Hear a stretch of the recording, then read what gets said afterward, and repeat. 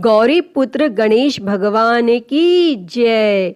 श्री शिवाय नमस्तुभ्यम। प्रिय भक्तजनों, हिंदू धर्म में मासिक शिवरात्रि व्रत का खास महत्व है। यह व्रत हर मास के कृष्ण पक्ष की चतुर्दशी तिथि को आता है, जिसे मासिक शिवरात्रि कहते हैं।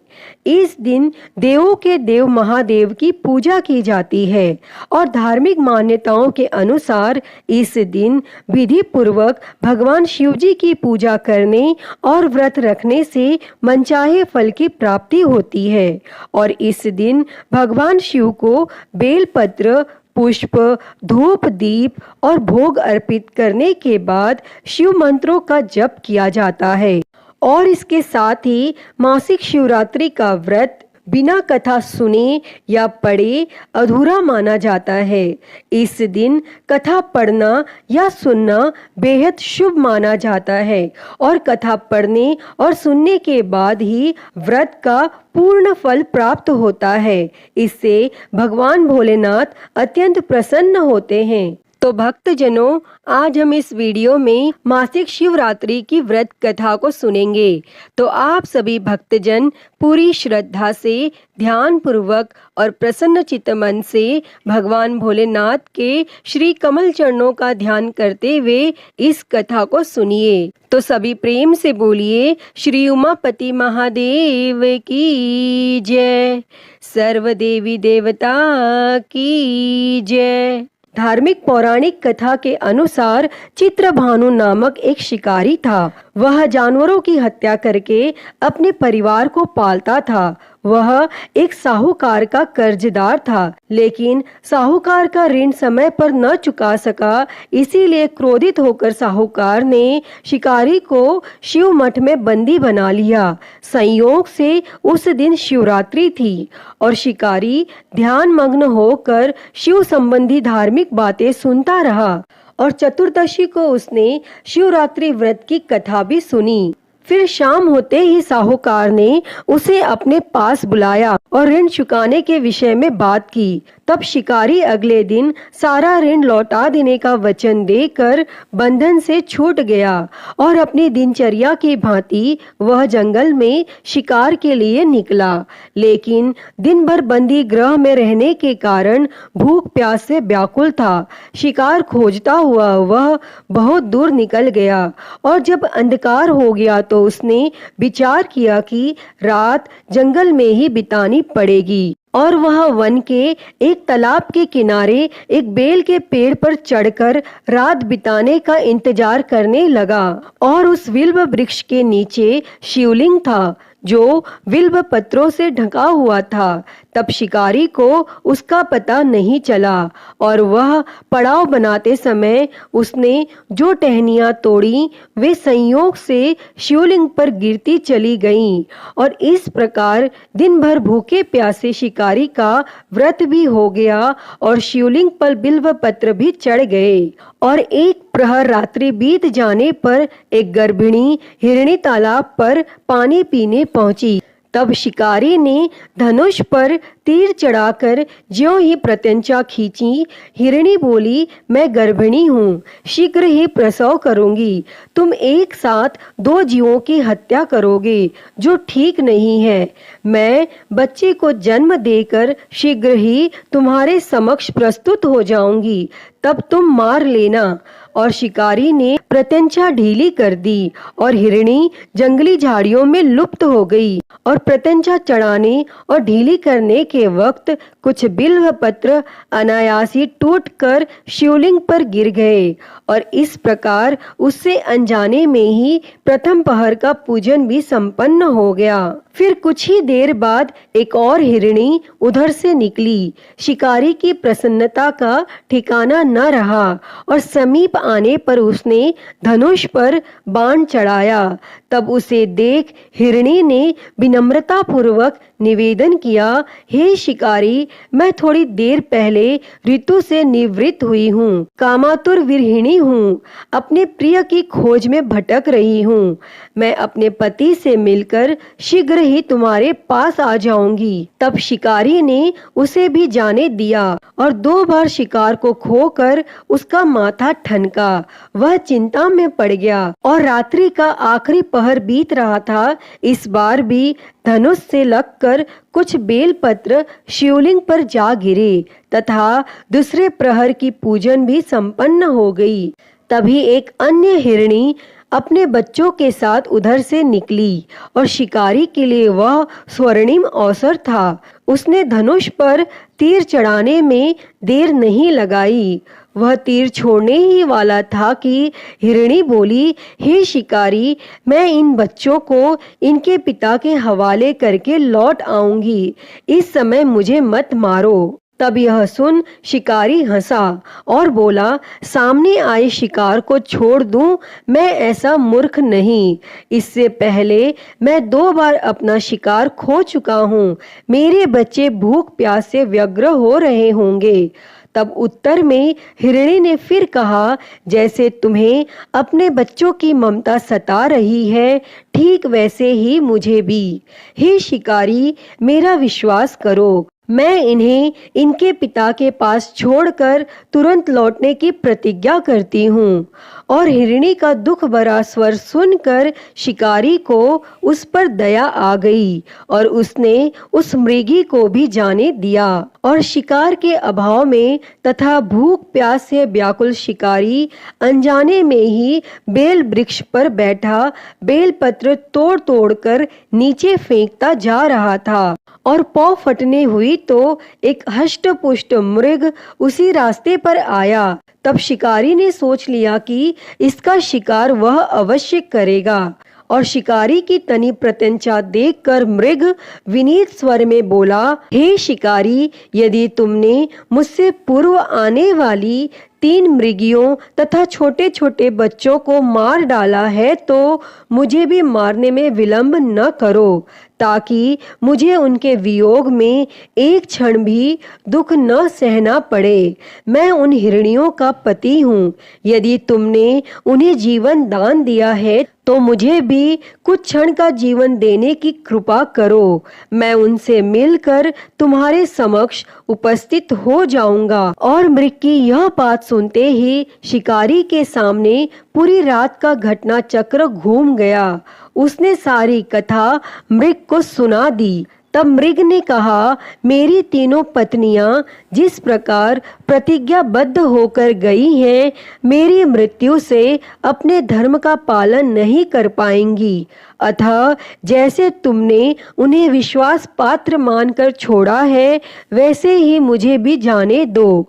मैं उन सब के साथ तुम्हारे सामने शीघ्र ही उपस्थित होता हूँ। और फिर शिकारी ने उसे भी जाने दिया। इस प्रकार प्रातः हो आई और उपवास, रात्रि जागरण तथा शिवलिंग पर बेलपत्र चढ़ने से अनजाने में ही पर शिवरात्रि की पूजा पूर्ण हो गई। पर अनजाने में ही की हुई पूजन का परिणाम उसे तत्काल मिला। शिकारी का हिंसक हृदय निर्मल हो गया, उसमें भगवत शक्ति का वास हो गया। थोड़ी ही देर बाद वह मृग सपरिवार शिकारी के समक्ष उपस्थित हो गया ताकि वह उनका शिकार कर सके।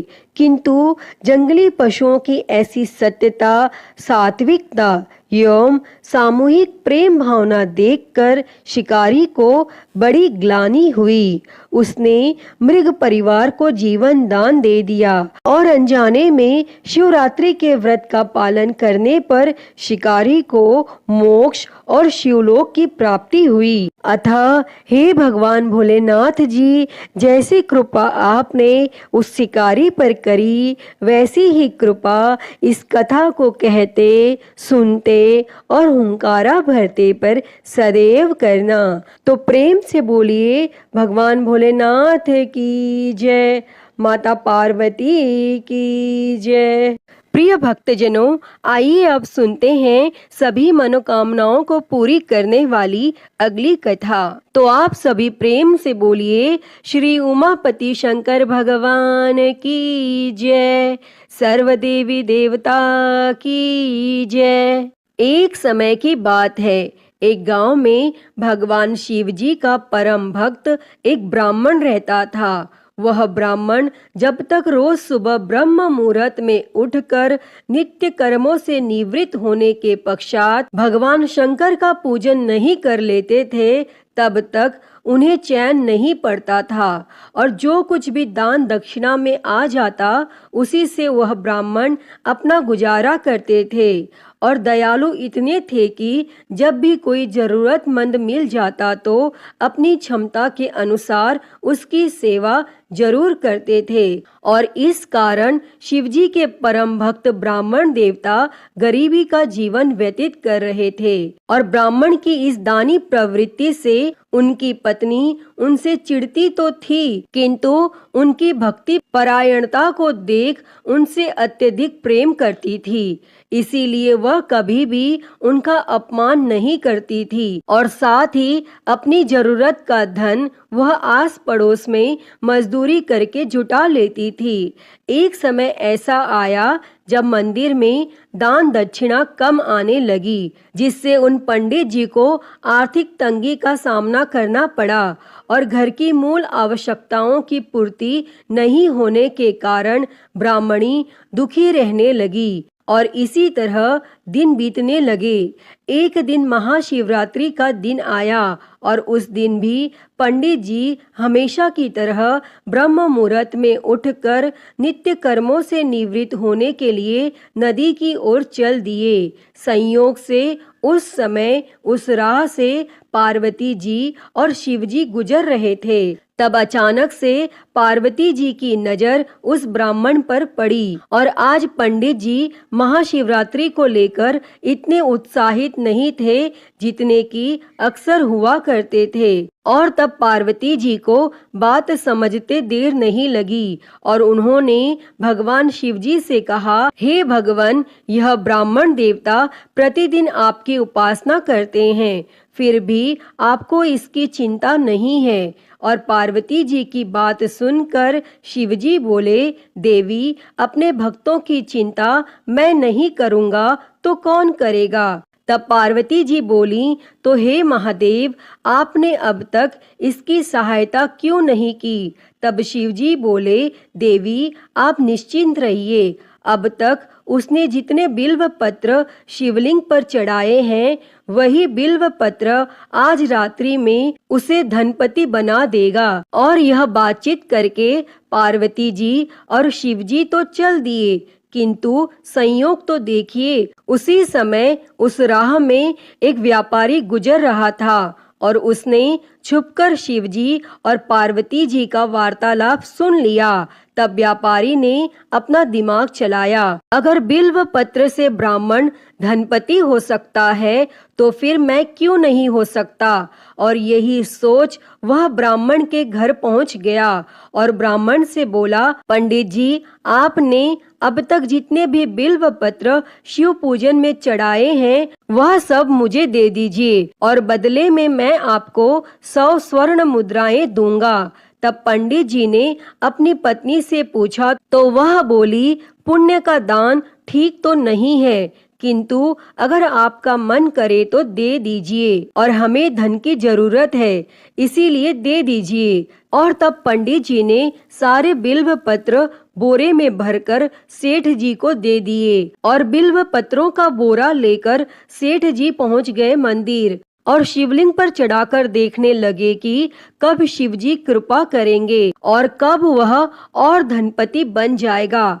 तब प्रतीक्षा करते करते सेठ जी को आधी रात हो गई और सेठ जी चमत्कार देखने के लिए बहुत उतावले हो रहे थे। और आखिर में तीसरा पहर गुजरने के बाद सेठ जी के सब्र का बांध टूट ही गया और क्रोध में आकर सेठ जी ने शिवलिंग को झंझोरने लगे। फिर अचानक ही चमत्कार हुआ और सेठ जी के हाथ शिवलिंग से ही चिपके रह गए। तब उन्होंने बहुत प्रयास किया, किंतु हाथ हिले तक नहीं। थक हार कर सेठ जी शिव जी से क्षमा याचना करने लगे तो शिव जी बोले, हे लोभी सेठ, जिस ब्राह्मण से तूने यह बिल्व पत्र खरीदे हैं उसे 1000 स्वर्ण मुद्राएं दे, तब जाकर तेरे हाथ छूटेंगे और प्रातः काल जब पंडित जी पूजन के लिए आए तो उन्होंने देखा कि सेठ जी के हाथ शिवलिंग से चिपके हुए हैं और सेठ जी रो रहे हैं। तब उन्होंने पूछा तो सेठ बोला, पंडित जी शीघ्रता से मेरे बेटे को 1000 स्वर्ण मुद्राएं लेकर मंदिर आने को कहिए। तब पंडित जी ने सेठ के बेटे को बुलाया और सेठ ने वह स्वर्ण मुद्राएं ब्राह्मण को दिलवा दी। तब जाकर सेठ के हाथ शिवलिंग से छूटे और यह देखकर पार्वती जी शिवजी से पूछती हैं, हे नाथ, आपने अब तक अपने भक्त को कोई धन नहीं दिया। तब शिवजी बोले, देवी मेरे पास कहाँ धन है जो मैं दूंगा, किंतु मेरा भक्त अब गरीब नहीं है, यह तुम स्वयं देख लो। और 1000 स्वर्ण मुद्राएं मिलने के बाद ब्राह्मण और ब्राह्मणी सुखी से अपना जीवन यापन करने लगे। अतः हे भगवान शिव जी, हे माता पार्वती, जैसी कृपा आपने उस ब्राह्मण पर की, ऐसी ही कृपा इस कथा को कहते, सुनते और हुंकारा भरते सभी पर करना। तो सभी प्रेम से बोलिए, शंकर पार्वती भगवान की जय। प्रिय भक्तजनों, आइए सुनते हैं श्री उमापति महादेव जी की आरती। तो सभी प्रेम से बोलिए, हर हर महादेव। जय शिव ओमकारा, हो भोले भज शिव ओमकारा। ब्रह्मा विष्णु सदा शिव, भोले भोलेनाथ महाशिव। अर्धांगी धारा, ओम हर हर हर महादेव। एकानन चतुरानन पंचानन राजे, हो भोले पंचानन राजे। हंसासन गरुड़ासन, हंसासन गरुड़ासन। वृषवाहन साजे, ओम हर हर हर महादेव। 2 भुज 4 चतुर भुज 10 भुज अति सोहे, हो भोले 10 भुज अति सोहे। तीनों रूप निरखता, भोले जी का रूप निरखता। त्रिभुवन जन मोहे, ओम हर हर हर महादेव। अक्षमाला बनमाला मुंडमाला धारी, भोले मुंडमाला धारी। चंदन मृग मद सोहे, चंदन मृग मद सोहे। भोले शुभकारी, ओम हर हर हर महादेव। श्वेतांबर पीतांबर बाघांबर अंगे, ओ भोले बाघांबर अंगे। सनकादिक ब्रह्मादिक, सनकादिक ब्रह्मादिक। भूतादिक संगे, ओम हर हर हर महादेव। कर के मध्य कमंडल चक्र त्रिशूल धरता, हो भोले चक्र त्रिशूल धरता। जग करता जग भरता, जग करता जग भरता। जग संहार करता, ओम हर हर हर महादेव। ब्रह्मा विष्णु सदा शिव आजीवन एका, हो बोले जानत अविवेका।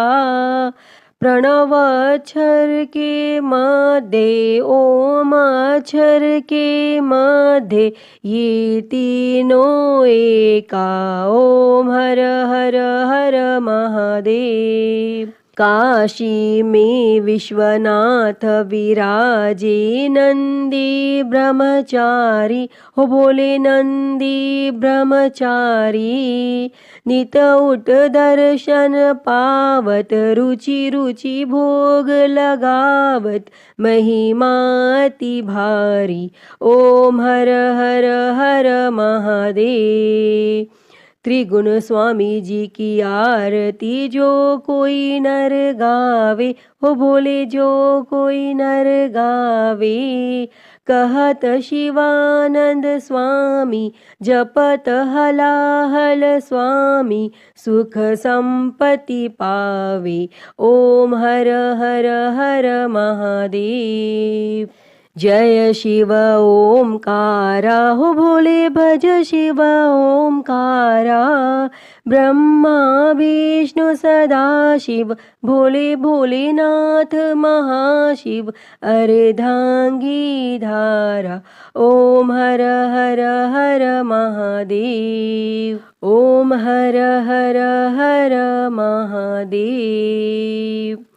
अच्युतं केशवं राम नारायणं कृष्ण दामोदरं वासुदेवं हरे। श्रीधरं माधवं गोपिकावल्लभं जानकी नायकं श्रीरामचन्द्रं भजे।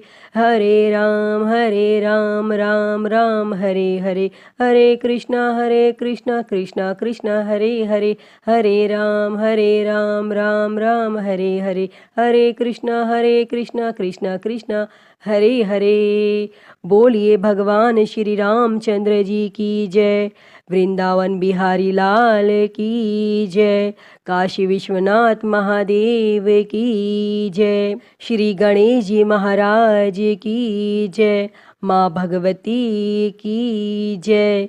धर्म की जय हो, अधर्म का नाश हो, प्राणियों में सद्भावना हो, विश्व का कल्याण हो, गौ हत्या बंद हो, गौ माता की सेवा हो, विश्व में शांति हो। ओम शांति शांति शांति ही। ओम नमः शिवाय, नमो नीलकंठाय। ओम नमः पार्वती पते, हर हर महादेव। हर हर महादेव, हर हर महादेव हर। प्रिय भक्तजनों, मैं उम्मीद करती हूँ कि आपको आज की यह कथा पसंद आई होगी, और अगर वीडियो अच्छी लगी हो तो इसे लाइक करें, ज्यादा से ज्यादा शेयर करें, और कमेंट बॉक्स में श्री उमापति महादेव की जय लिखना ना भूलें। और हरिहर भक्ति चैनल को सब्सक्राइब कर नोटिफिकेशन बेल को जरूर ऑन कर लें। हर हर महादेव। धन्यवाद।